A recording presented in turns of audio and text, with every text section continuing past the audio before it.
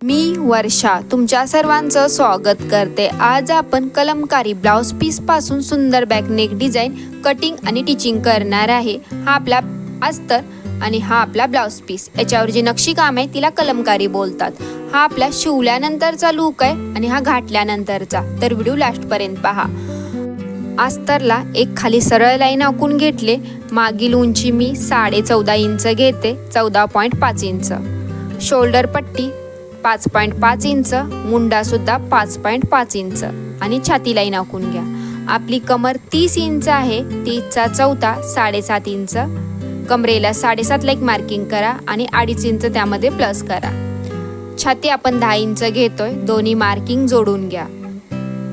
मुंडा लाईनीचा मध्य काढा आणि मागील मुंड्याचा शेप द्या।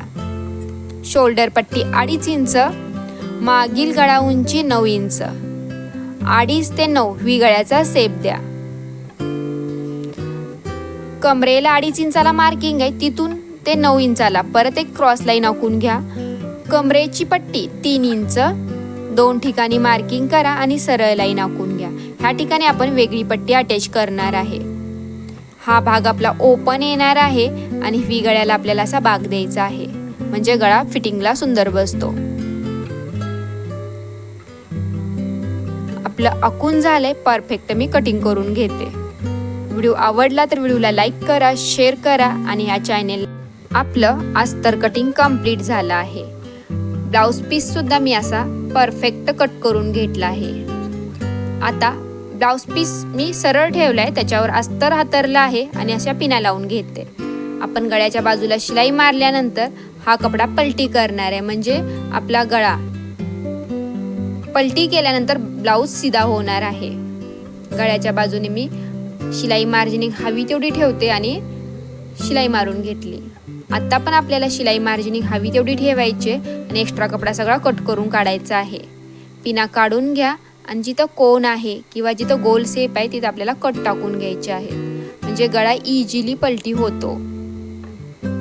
कट टाकून झाल्यानंतर आपल्याला दाब शिलाई देणं गरजेचं आहे। जिथं जिथं दाब शिलाई देता येते तिथं दाब शिलाई देऊन घ्या आणि नंतर आपल्याला जिथं कोन आहे आपला तो कोन व्यवस्थित पलटी करायचा आहे। तर आपला हा पीस पलटी करून तयार आहे। तर बघा फिनिशिंग सोबत किती सुंदर आपला नेक पॅटर्न बनला आहे। तर आपण आता गळ्याच्या बाजूला एक दाब शिलाई फिनिशिंग शिलाई देतोय। ह्या ठिकाणी हवी तर इस्त्री करून सुद्धा कपडा तुम्ही दाबू शकता।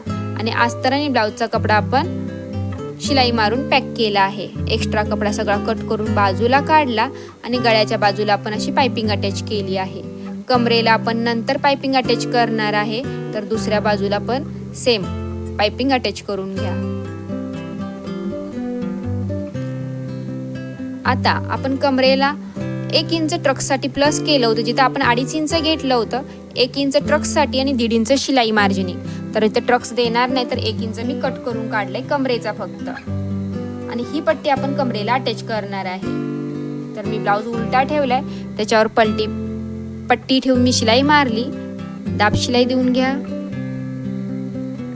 आणि आता आपल्याला इथं फिनिशिंग शिलाई द्यायची आहे। व्यवस्थित आपली वरून ब्लाउज दिसणार आहे, तर इथं आपल्याला अस्तर बिलकुल पुढे येणार नाही याची काळजी घ्यायची आहे।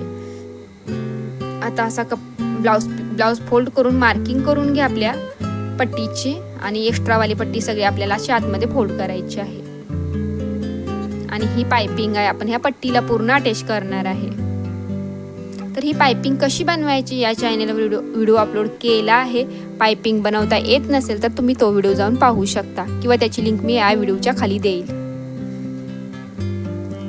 पाइपिंग अटॅच केल्यानंतर मी पिना लावून कपडा व्यवस्थित केला आणि नंतर आपण ब्लाउजवर ती पट्टी व्यवस्थित अटॅच करून घेतोय। आपला ब्लाउज शिवून तयार आहे आणि या ठिकाणी मी दोरी अटॅच करते।